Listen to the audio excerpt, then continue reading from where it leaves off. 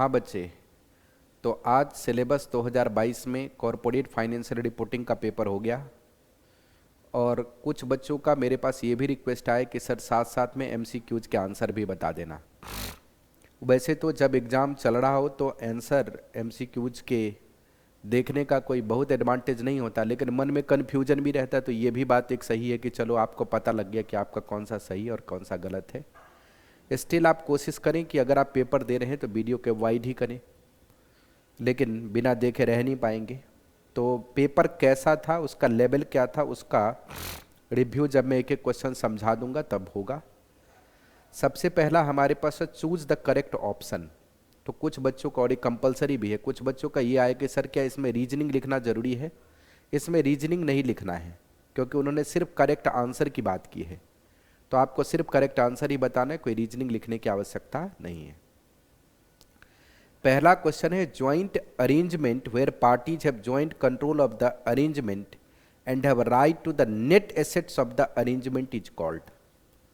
देखो यहां पे एक्चुअल आंसर इसका सी बनता है ज्वाइंट वेंचर, लेकिन कुछ बच्चों ने हो सकता है ज्वाइंट ऑपरेशन भी लिख दिया हो।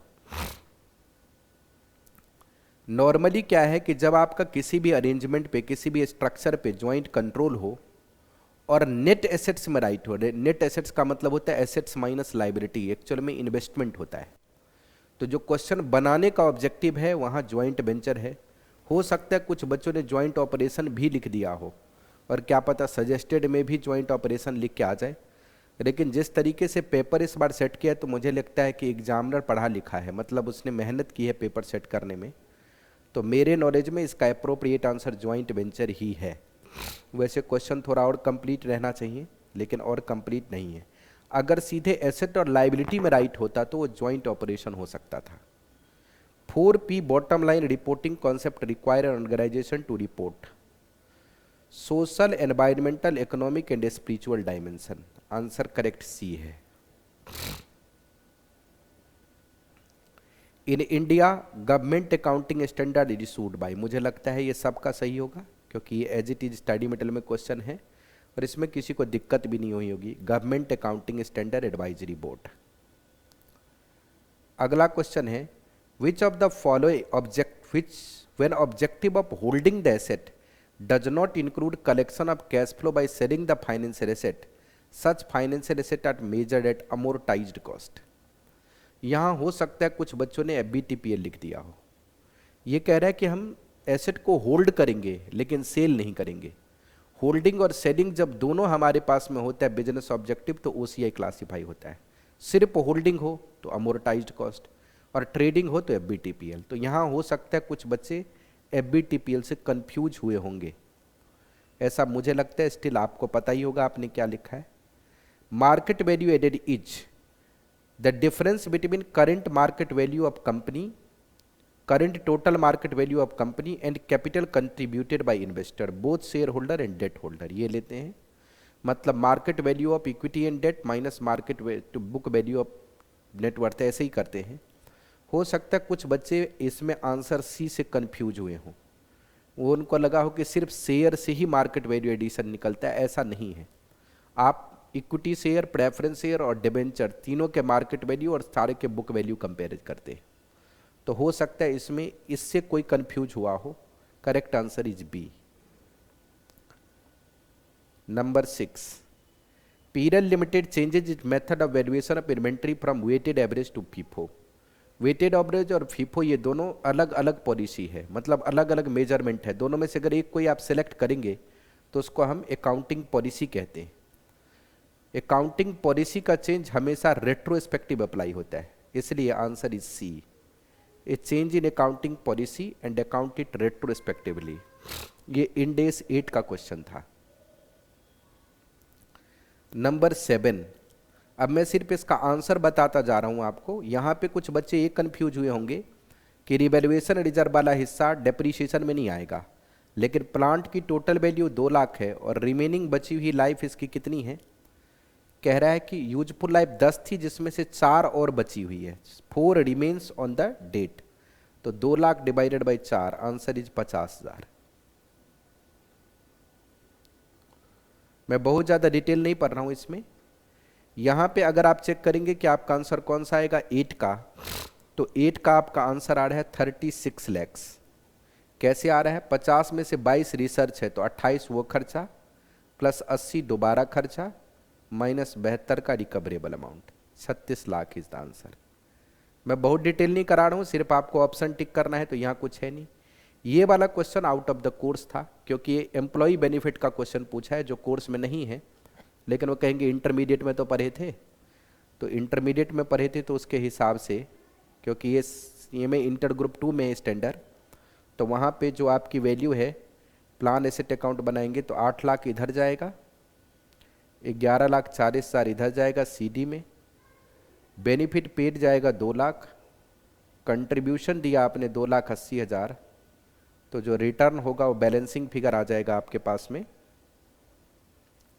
रिटर्न बैलेंसिंग फिगर आ जाएगा 2,60,000। इसलिए करेक्ट आंसर इज बी। ये बैलेंसिंग फिगर है, करेक्ट आंसर इज बी। लेकिन ये आपके कोर्स में नहीं है, इंटरमीडिएट के कोर्स में है। नॉर्मल डिविडेंड इक्विटी शेयर पे 8%, ये क्वेश्चन ओल्ड कोर्स में भी पूछा था, लेकिन वहाँ थोड़ा कंफ्यूज कर दिया, वहाँ पे फेयर रिटर्न डाल के कई बच्चों को कंफ्यूज कर दिया, लेकिन यहाँ पे फेयर रिटर्न ना डाल के आपके लिए आसान कर दिया। 3,83,125 ये profit available to equity shareholder है, 8% एनआरआर है, डिवाइडेड बाय कर देंगे आप 1 लाख शेयर और प्लस 40,82,000 आपकी नेट एसेट्स है, डिवाइडेड बाय कर देंगे 1 लाख शेयर्स और अपन में 2 एवरेज कर देंगे, ये आपका आ जाएगा 44.36। ये सेम क्वेश्चन पूछा है ओल्ड कोर्स में भी, सिलेबस 2016 में भी इसी बार, लेकिन वहाँ थोड़ा कंफ्यूज किया, यहाँ कंफ्यूज नहीं किया है। नंबर 11, ये आपसे पूछ रहे हैं एम्प्लॉय स्टॉक में कितना रिकग्नाइज होगा। 200 में से लेटेस्ट एस्टीमेट 190 एम्प्लॉय का है आपका, हम लेटेस्ट एस्टीमेट ऑलवेज यूज करते हैं, तो 190 employ. Fair value grant date वाला लेते हैं 200, नंबर ऑफ शेयर पर एम्प्लॉय दिया 100, डिवाइडेड बाय कर देंगे 3, ये आंसर आएगा 12,66,667। Answer is B.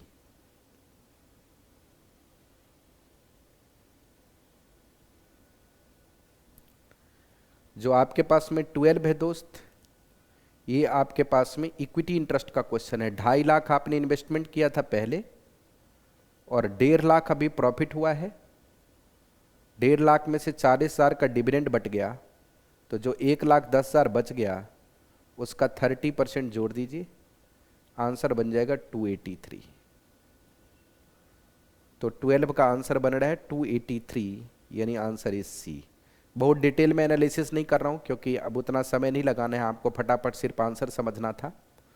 यहाँ पे कंसिडरेशन 100 लाख दिया आपने और 5 लाख आप और देंगे, 5 लाख प्लस 5 लाख प्लस 5 लाख, तो डिवाइडेड कर देंगे 1 divided by 1.2 raise to the power Q. इसका आंसर आपका ये आ जाएगा बी। 14 में 60% शेयर एक्वायर किया है, क्यू लिमिटेड ने 1800 लाख कैश पे किया है, फेयर वैल्यू 4,000 लाख एसेट्स का है, लाइबिलिटी का 2,000 है, एनसीआई फेयर वैल्यू पे है, तो गुडविल कितनी होगी। अगर एनसीआई फेयर वैल्यू पे रखेंगे तो 1800 डिवाइडेड 60%, ये 3,000 आपका 100% बन जाएगा। मतलब अगर एनसीआई निकालना हो, एनसीआई प्लस कंसिडरेशन हो जाएगा 3,000 और एसेट माइनस लाइबिलिटी है 2,000, तो आपकी गुडविल बनेगी 1,000। मैं डिटेल में कोई कैलकुलेशन नहीं बता रहा हूँ, सिर्फ हिंट दे रहा हूँ आपको। और जो आखिरी क्वेश्चन था उसमें कह रहा है कि आपको जो पेमेंट मिलेगी वो फर्नीचर के लिए 1 साल बाद मिलेगी 3% ब्याज के साथ, तो 80 लाख प्लस 3%, इतना पेमेंट आपको मिलेगा 1 साल बाद, और करेंट रेट चल रहा है डिस्काउंट का 1.08। तो इससे आप जैसे डिवाइड करेंगे तो आपका रेवेन्यू रिकग्नाइज होगा ये, और बाकी का हिस्सा ब्याज हो जाएगा। Answer is C. ये इंडेक्स 115 रेवेन्यू का क्वेश्चन है। तो ये जो 15 क्वेश्चन एमसीक्यूज में दिए हुए थे वो बड़े सिंपल थे, इसमें कुछ झंझट था ही नहीं, आराम से आप कर सकते थे, प्रोवाइडेड कि आपने अच्छे से पढ़ा हो। तो ऐसे ऊपर ऊपर जो पढ़ते रहते हैं मोस्ट ट्रिकी एमसीक्यूज, ये मैराथन डिवीजन, ये सुपर फास्ट डिवीजन, तो उनसे तो मुझे लगता है वो कंफ्यूज हुए होंगे क्वेश्चन करने में। अगर नॉलेज है तो कोई दिक्कत नहीं है। क्वेश्चन नंबर 2A, ये क्वेश्चन लीज का है और ये बुक में सेम क्वेश्चन है। पिछले बार यही क्वेश्चन MCQs में आया था और अब की बार ये क्वेश्चन 7 नंबर में आया, तो इस बार आपको इसको पूरा प्रेजेंटेशन दिखाना है। मैं यहाँ पे बुक में जो अपने बुक के अंदर क्वेश्चन है उसका रेफरेंस दे रहा हूँ, अगर किसी को देखना हो। ये वाली बुक की मैं बात कर रहा हूँ, ये जो बुक अभी हमने रिलीज किया है नया। वैसे ये वाला क्वेश्चन हमारा जो पिछला वर्जन चल रहा था नए कोर्स का, उसका भी ये सेकेंड रिवीजन है। ये एक ही कॉन्सोलिडेटेड बुक है। इस कॉन्सोलिडेटेड बुक में 500 से ज़्यादा MCQs हैं और 1000 से ज़्यादा प्रैक्टिकल क्वेश्चंस हैं। जितने भी MCQs आपके कोर्स में, मतलब एक एम्प्लॉय बेनिफिट वाला छोड़ के, सब इसमें मिल जाएगा। लेकिन मैं MCQs के नंबर नहीं लिखवाता, इसलिए नहीं लिखवाते MCQs के नंबर क्योंकि MCQs कभी रटे नहीं जा सकते, वो बनाए जा सकते। अगर आपकी नॉलेज अच्छी है तो आप उसको कर सकते हैं। तो MCQs इसलिए किए जाते ताकि आपकी प्रैक्टिस हो, जबकि उसमें ज़्यादातर MCQs आपको इस बुक के अंदर मिल जाएगी, सब अवेलेबल है। तो इस बुक से मैं लिखा रहा हूँ। बाकी ये क्वेश्चन पिछले बारे भी बुक में था, चूंकि मैंने ये कह दिया कि आगे अब जून एग्जाम के लिए यही बुक यूज करना है, क्योंकि इंस्टीट्यूट का जो स्कोप था और कवरेज वो पता लग ही गया, और इस बार भी इस बुक से धड़ल्ले क्वेश्चन मैच हुए हैं, तो मैं इसी बुक से अभी रेफरेंस दे रहा हूँ। वैसे ये क्वेश्चन हमारे पिछले बुक में भी था, मतलब इससे जो पिछला वर्जन था उसमें भी है। तो अभी जो इस वाले बुक में है ये क्वेश्चन नंबर 11 है। पिछले बार ये सेम क्वेश्चन MCQs में आया था, अब की बार ये क्वेश्चन प्रेजेंटेशन में आया है, तो इस बार आपको पूरा कैलकुलेट करके दिखाना पड़ेगा। इसमें आपको लीज रेंटल की प्रेजेंट वैल्यू निकालनी पड़ेगी। क्वेश्चन नंबर B, ये आपका इंपेयरमेंट का एसेट्स का क्वेश्चन है, और मैं पेज नंबर मैंने लिखा क्या, क्वेश्चन नंबर 11 है बुक में, ये था पेज नंबर 7.82 पे। ये मैं इसलिए लिख रहा हूँ ताकि अगर किसी को मिलाना हो तो मिला ले, इस वाले बुक से पेज नंबर इसी वाले बुक से मिलेगा। हालांकि ये क्वेश्चन उस बुक में भी है, अगर आप देखेंगे तो उसमें तो नंबर ऑफ क्वेश्चन कम है तो आपको वैसे ही दिख जाएगा, इसमें बहुत सारा है तो लिखने की जरूरत है। नंबर बी वाला जो क्वेश्चन है हमारे पास वो क्वेश्चन नंबर 2 है अपने बुक में, सेम क्वेश्चन है, फिगर भी नहीं बदला है, पेज नंबर 7.57। ये इंपेयरमेंट का क्वेश्चन है, इंडेस 36 का। ये क्वेश्चन भी मैंने पिछले बुक में भी लगाया था और इस बुक में भी है, हालांकि ये क्वेश्चन आपके स्टडी मटेरियल में नहीं है, ये भी क्वेश्चन आपके स्टडी मटेरियल में नहीं है। ये इंडेस 116 का है, ये इंडेस 36 का है। ये दोनों क्वेश्चन मैंने बाहर से लगाए थे और दोनों क्वेश्चन मैच कर रहे हैं। क्वेश्चन नंबर 3A, ये क्वेश्चन भी पिछले बुक में भी था और इस बुक में भी है। मैं क्वेश्चन नंबर इस बुक के हिसाब से लिखा रहा हूँ, क्वेश्चन नंबर 26, पेज नंबर 2.11। ये क्वेश्चन है इंडेस 115 का, और ये क्वेश्चन आपके स्टडी मटेरियल में भी है, जो सिलेबस 22 का स्टडी मटेरियल है उसमें भी है।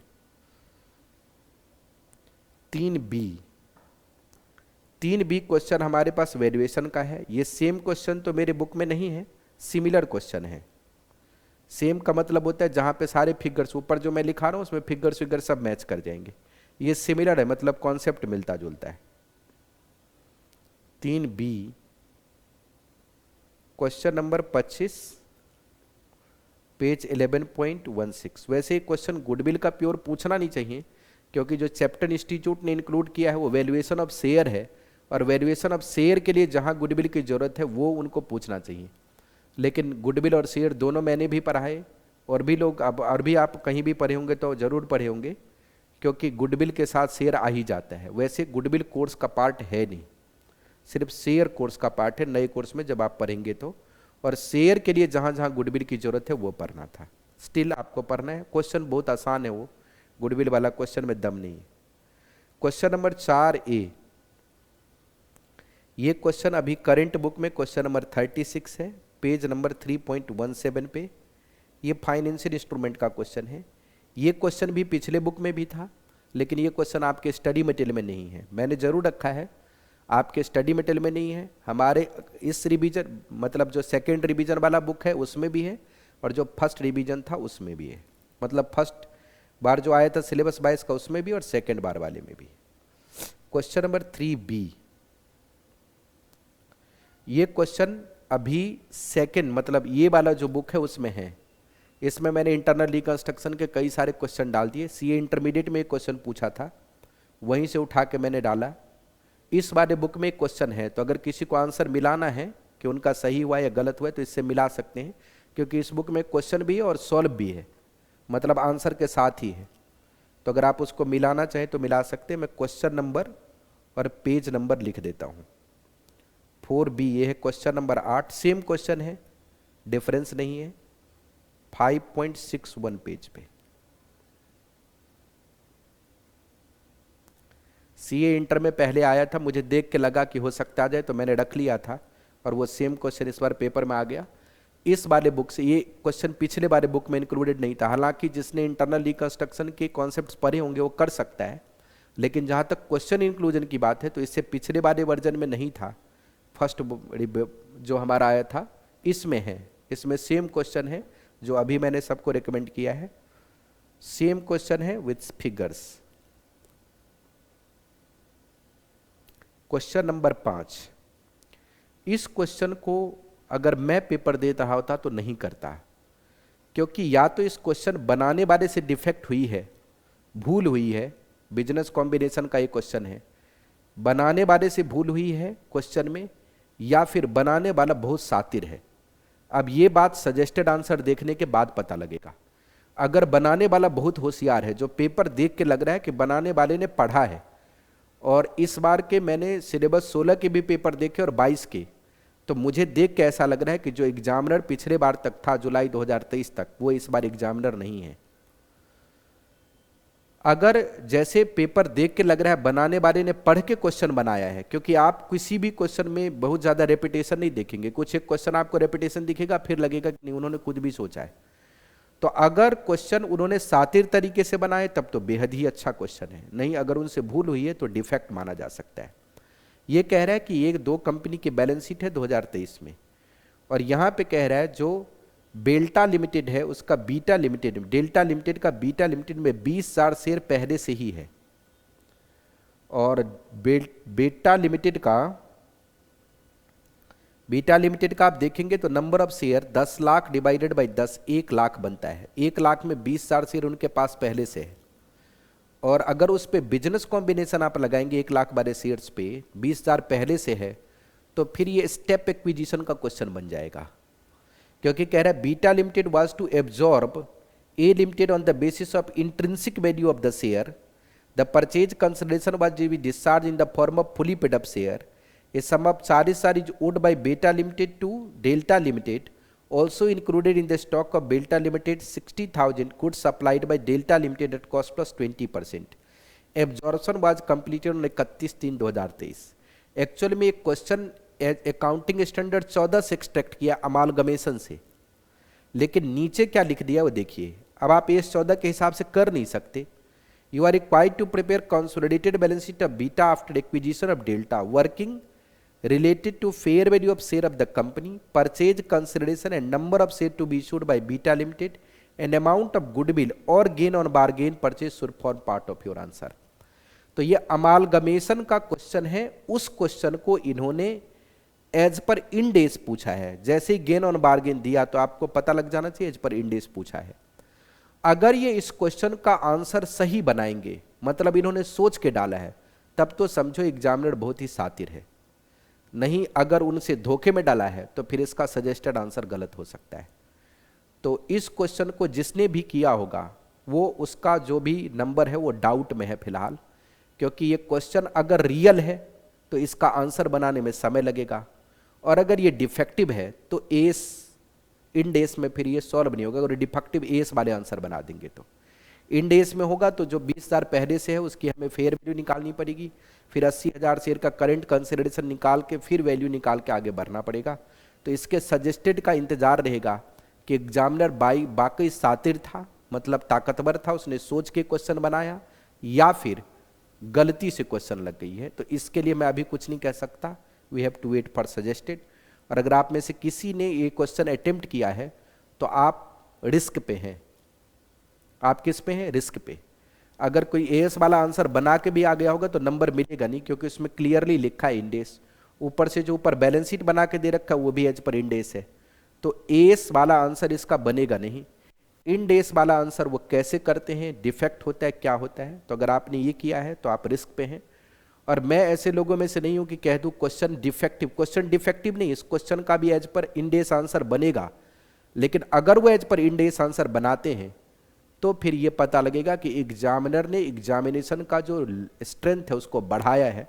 जो मैं पहले कह के चल रहा हूं कि वो लगातार लेवल को अप कर रहे हैं, तो इन्होंने काफ़ी अप किया है अगर इस क्वेश्चन का आंसर एज पर इंडेस आता है तो। अगर आप में से किसी ने भी ये सवाल किया है तो आप रिस्क पे रहेंगे, और मैं ऐसे लोगों में से नहीं हूं कि कह दूंगा नंबर मिल जाएगा अगर गलत भी हो गया होगा तो, क्योंकि क्वेश्चन तो इंडेस पे भी बनेगा, आंसर इसका इंडेस पे भी बन जाएगा। क्वेश्चन नंबर 6, इस क्वेश्चन में एक प्रॉब्लम मुझे नजर आई। वैसे ये क्वेश्चन बुक में है, 3 बार कराया हुआ है आपको, क्योंकि ये स्टडी मटेरियल में भी था, पिछले रिवीजन वर्जन में भी था, इसमें भी है। इसमें क्वेश्चन नंबर 41 है 6.25 पेज पे। लेकिन इस क्वेश्चन में जो एग्जामिनर ने एक जगह किया है चेंज, वो चेंज क्या किया है देखिए। बाकी सब कुछ तो ठीक है, दिक्कत वाली कोई बात नहीं है।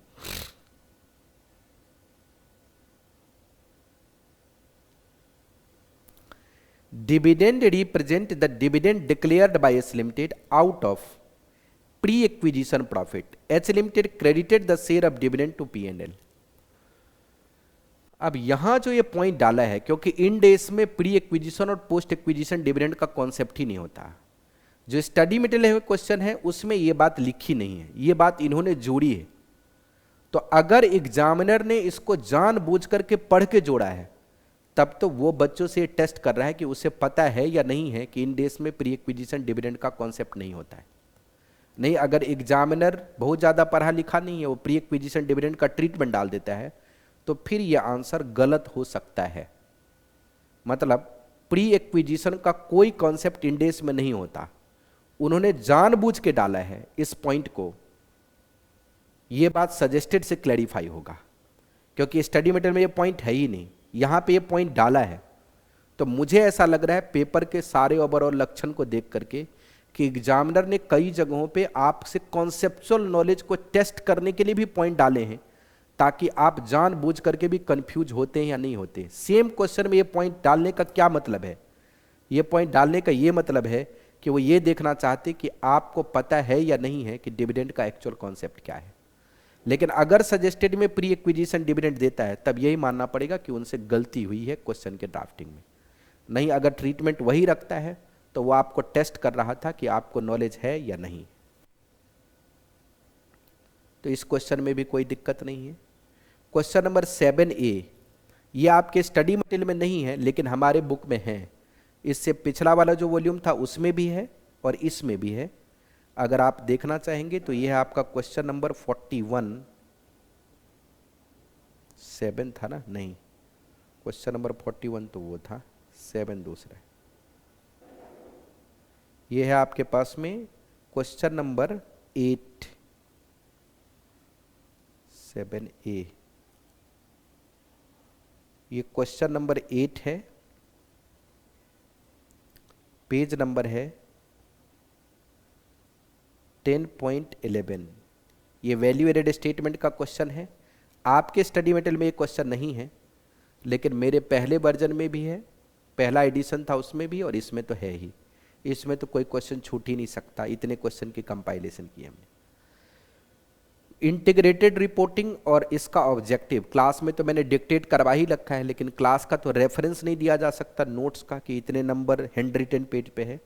इसलिए अगर आप बुक में देखना चाहेंगे तो 2 और 3 पॉइंट है। पॉइंट नंबर तो सेम है इसमें और ओल्ड बुक में भी, लेकिन इसमें पेज नंबर 10.32 पे।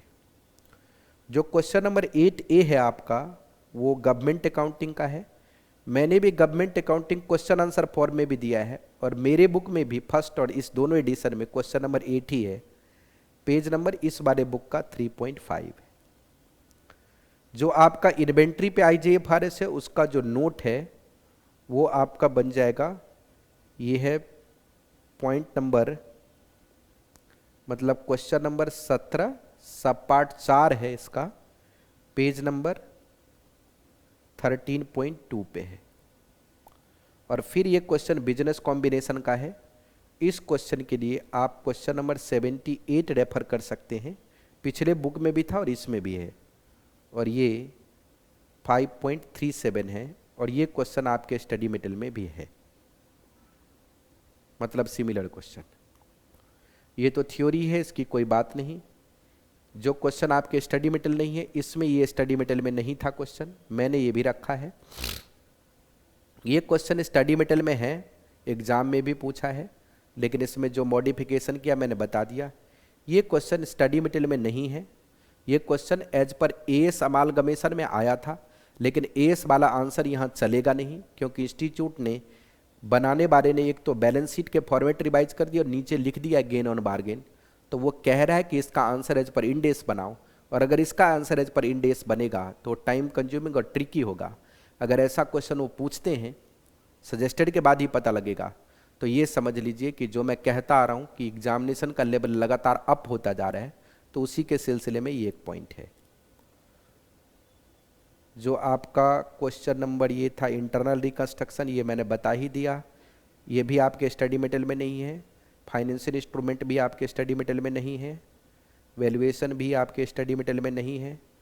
जो ये रेवेन्यू आपके स्टडी मटेरियल में है। इम्पेयरमेंट नहीं है, लीज नहीं है, और एमसीक्यूज में से 2 आपके स्टडी मटेरियल में है, बाकी एक भी आपके स्टडी मटेरियल में नहीं है। तो ये था दोस्त आपके पास में रिव्यू। मतलब अगर मैं कहूँ कि मेरे इस वाले बुक से जो अभी रिवाइज्ड वर्जन में जून के लिए दे रहा हूँ, उसमें कौन सा क्वेश्चन नहीं है, तो जो अमालगमेशन वाला क्वेश्चन जिसको एज पर उन्होंने बिजनेस कॉम्बिनेशन पूछा है, वो एज इट इज नहीं है, मतलब सेम नहीं है। वो जैसे तो मैंने कई क्वेश्चन कराए, क्योंकि मुझे पहले से ही अंदाजा है कि वो लगातार लेवल को अप करते जा रहे हैं, लेकिन as it is same question नहीं है। बाकी सारे क्वेश्चन अवेलेबल हैं जो सेकेंड रिवीजन है उसमें, और इससे पिछले बारे में 2 क्वेश्चन नहीं था, एक इंटरनल का और एक इसका। बाकी सारा क्वेश्चन अवेलेबल था।